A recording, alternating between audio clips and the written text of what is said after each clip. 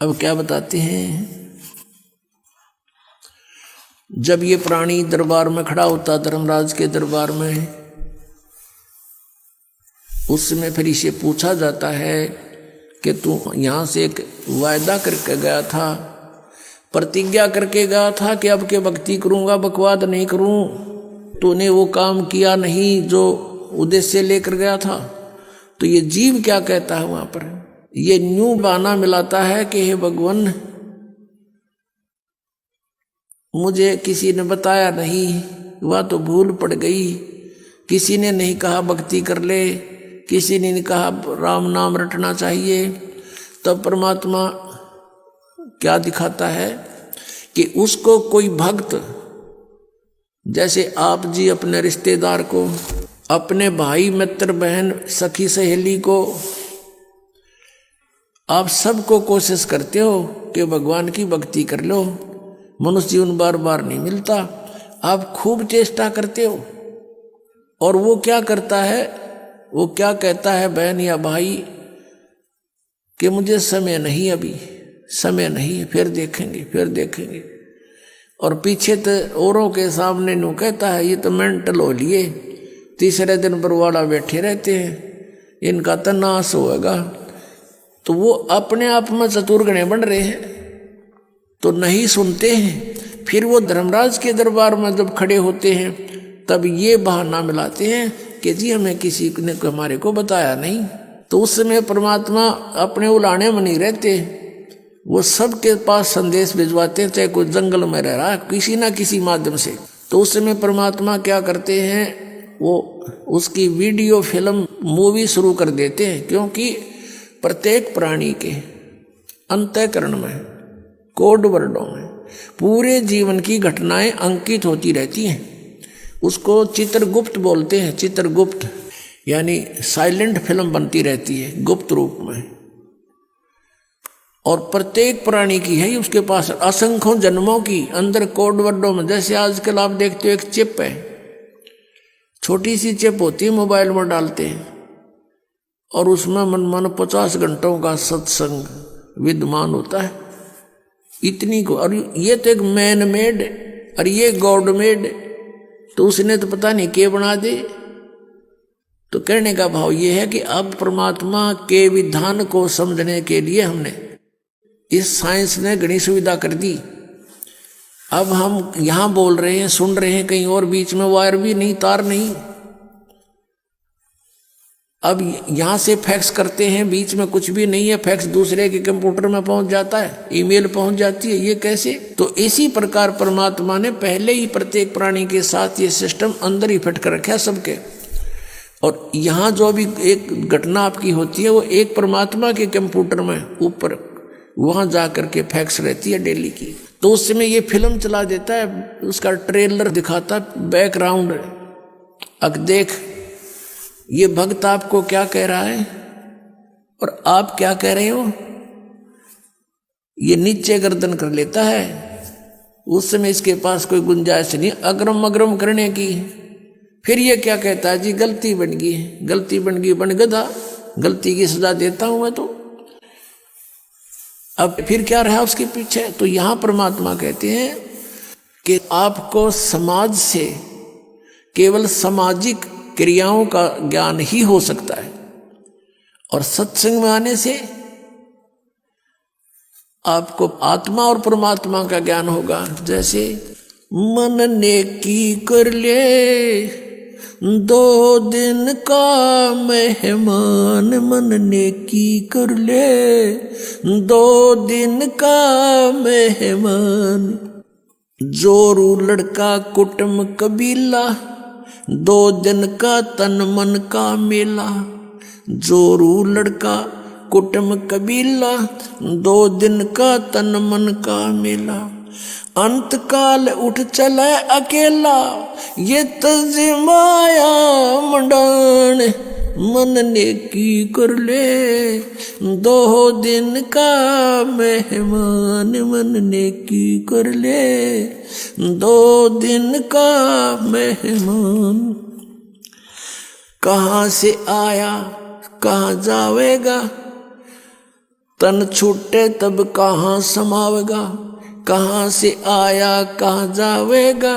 तन छूटे तब कहाँ समावेगा, आखिर तुझको कौन कहेगा। गुरु बिन आत्म ज्ञान, मन ने की कर ले। 2 दिन का मेहमान, मन ने की कर ले। 2 दिन का मेहमान। कौन तुम्हारा सच्चा साईं, झूठी है ये सकल सगाई।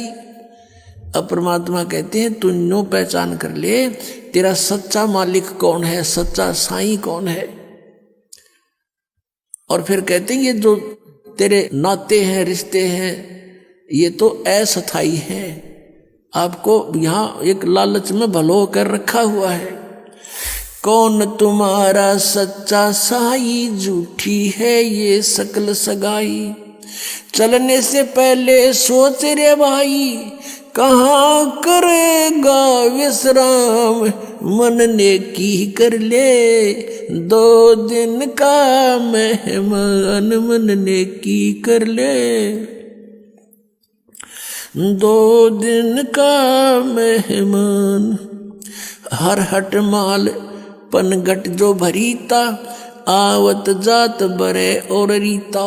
जुगन जुगन तू मरता जीता, करवा ले रे कल्याण। मन ने की कर ले, 2 दिन का मेहमान। मन ने की कर ले, 2 दिन का मेहमान। 184 की सह तरासा, ऊंच नीच घर लेता बासा। 184 की सह तरासा, ऊंच नीच घर लेता बासा। कह कबीर सब मिटाऊं रासा, कर मेरी पहचान। मन ने की कर ले, 2 दिन का मेहमान। मन ने की कर ले, 2 दिन का मेहमान। 184 की सह तरासा, ऊंच नीच घर लेता बासा। 184 की सह तरासा, ऊंच नीच घर लेता बासा। कह कबीर सब मिटाऊं रासा, कर मेरी पहचान। मन ने की कर ले, 2 दिन का मेहमान। मन ने की कर ले, 2 दिन का मेहमान। अपना आत्माओं, हम बहुत ही अनजान हो चुके हैं, भगवान से दूर हो लिए, और हम इस काल के इन नकली चोचलों में घने रंगे जा चुके हैं। हम अपने परमात्मा को पहचान नहीं पा रहे। अब परमात्मा आए, आप देखोगे इतना मोटा कबीर सागर है, कबीर साहब की वाणी। कबीर साखी न्यारी रहेगी, कबीर बीजक अलगत है, और कबीर साहब की शब्दावली न्यारी। तो उस परमात्मा का उद्देश्य क्या था इतना थूक बिलोने का? क्योंकि वो हमारा पिता है और वो चाहता है कि अपने बच्चों को मैं ऐसा ज्ञान दे दूं ये मुझे पहचान ले। और परमात्मा को ना पहचान कर हम इस काल के जाल में असंख्य युगों से फंसे हुए हैं। अब इसमें क्या बताया है कि मन नेकी कर ले तो 2 दिन का मेहमान। इस संसारिक सुख को, संपत्ति को जोड़ने में अपना जीवन नष्ट ना करे, और जो तुझे मिलना है वो निर्धारित कर रखा पहले ही, इससे कम नहीं रहेगा, ज्यादा नहीं मिलेगा तुझे। हम भगवान के विधान को भूल के और दुखी हो रहे हैं। हम किसी का कोई मान ले 2 पैसे कमा रहा है तो ईर्ष्या बनती है कि ये क्यों कमा रहा है, फिर होड़ बनती है मैं भी कमाऊं, और आप कमाने लगे उसमें घाटा पड़ गया तो फिर दूसरा तरीका अपना होगा, कोई चोरी ठगी मिलावट का, रिश्वत का, फिर उसका कितना भयंकर दुख उठाएगा। तो कहने का भाव ये है कि इस तरह की जो पीड़ाएं हमें हो रही है बिना ज्ञान के हो रही है। अब भगवान आकर के हमें क्या बताता है कि तेरी पत्नी और पुत्र, जोरू लड़का और ये कुटुंब कबीला, ये 2 दिन का तेरे तन मन का मेला, और अंत समय उठ चले अकेला।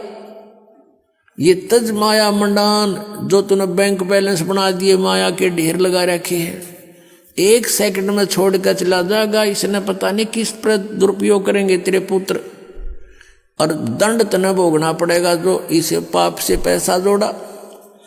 और फिर क्या बताते हैं, कहाँ से आया कहाँ जावेगा, तन छूटे तब कहाँ समाओगा। अरे हम घर से चलते हैं, जिस दिन किसी कारण से हम दूर देश जाना होता है दूसरे शहर में, तो जाने से पहले रात को रुकने की व्यवस्था कर लेते हैं कि कहाँ पर रुकेंगे। कुछ ना कुछ सोच के चलते हैं, चाहे ये सोच कर चलें होटल में रहेंगे, या ये सोच कर चलें कि वहाँ धर्मशाला में रहेंगे, या कोई मित्र रिश्तेदार का कोई एड्रेस ले लेते हैं। और संसार छोड़कर चलते हैं हम, कोई एड्रेस लेकर नहीं चलते, ना कोई व्यवस्था पैसे जेब में लेकर चलते कि वहाँ कुछ आगे जरूरत पड़ेगी।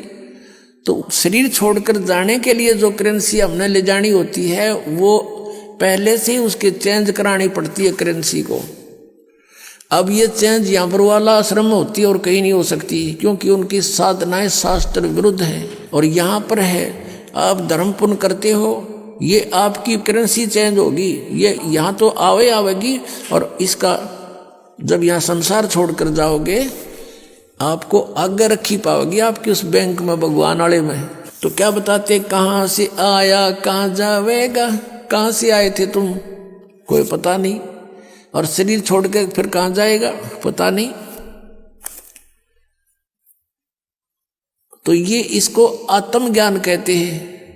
और क्या कहते हैं परमात्मा, कहाँ से आया कहाँ जावेगा, तन छूटे तब कहाँ समाओगा।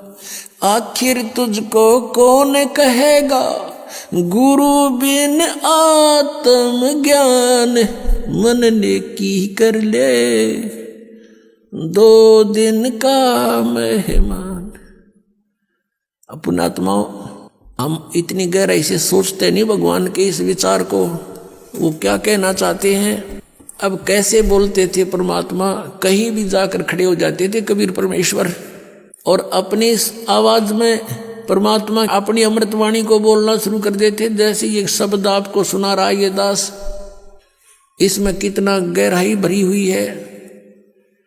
कहते हैं कि तू संसारिक व्यवहारिक लोगों से संपर्क में है, और वो तुझे केवल व्यवसाय की ट्रेनिंग ही दे सकते हैं, व्यवहारिक बातें ही बता सकते हैं, तो कितने अच्छी आत्माएं हैं। लेकिन तुझको गुरु के बिना ये आत्मज्ञान कोई नहीं बता सकता। आखिर तुझको कौन कहेगा, गुरु बिन आत्मज्ञान, मन ने की कर ले 2 दिन का मेहमान। अपने आत्माओं, ये शब्द गान के नहीं, ये रोण के हैं। अब ये गाना नहीं है, जैसे किसी का पुत्र मर जाता है और वो माई रो रही होती है और वो गा भी रही होती है, लेकिन वो गा नहीं रही उस समय, वो रो रही होती है उस गाने के माध्यम से। तो यहाँ परमात्मा रो रहे हैं हमारे को कि तू कहाँ संसारिक व्यवहारिक बातों में सारा जीवन नष्ट कर रहा है, तुझे गुरु के बिना कौन बताओगा, तू कौन है, कहाँ से आया, उद्देश्य क्या था तेरा। आखिर तुझको कौन कहेगा, गुरु बिन आत्मज्ञान है। और उसके निकट नहीं जा रहे तुम। आप देखते हो कितने व्यक्ति सत्संग में आते हैं, बाकी सारे अपने पेट के लिए दिन रात बस दौड़ धूप मचा रहे हैं। और ये सौभाग्य आपका कि आप गुरु का ज्ञान सुनने को मिल गया। ये नकली गुरुआं तभी बात ना बनती परमात्मा के सामने। इस काल ने कितनी कठिनाई पैदा करी, झूठे गुरु भेज दिए, नकली ज्ञान बतावें, नकली नाम बतावें, और ये भोली आत्मा उनको परम धनी मान के, पूर्ण गुरु मान करके आंखें बंद करके बैठे श्रद्धालु। अब उनको कहते हैं कि तुम्हारी साधना गलत है, वो नाराज हो जाते हैं और लड़ने को उतारू हो जाते हैं।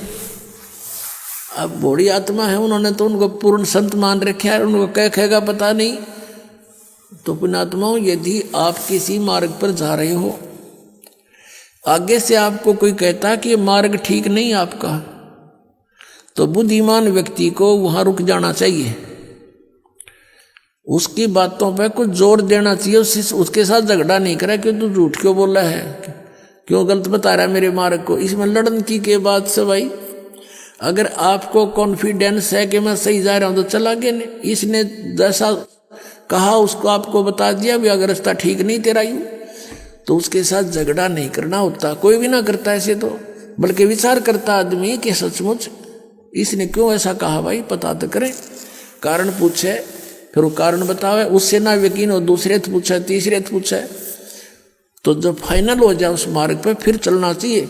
और इसी में यही बुद्धिमता है। तो पुण्यात्मा दास बार बार कह रहा है कि ना तो राधा स्वामी पंथ, दन दन सतगुरु पंथ, जय गुरुदेव पंथ वालों के पास मोक्ष मार्ग नहीं है, ये जीवन नाशक हैं, ये बिल्कुल, इनके नाम भी गलत, इनका ज्ञान भी गलत, और इनके प्रवर्तक की आपको दिखा दी तो शिवदयाल जी की के दुर्गति हुई कमरा, शिवदयाल जी की मरने के बाद वो भूत बन गया, और वो बलोचिस्तानी सामस्ताना खेमामल जी इंजेक्शन रिएक्शन से मृत्यु होगी। और एक और हुए उनके बाबूजी साहब, उसकी हिस्ट्री पढ़ लो तो वो कितने जन थे भुगत का मेरा। अब क्या बताते हैं परमात्मा, कहते संशय शोक सराय में सूतक दिन राती, और जीवित जग में जूती पड़े फिर जम तोड़े छाती। यहीं बिरान मैटी हो लेगी संसार में, वो भूत बन के बुक्की में बोला है। और आगे कहते जम तोड़े छाती, यम के दूत बकलता रहेंगे।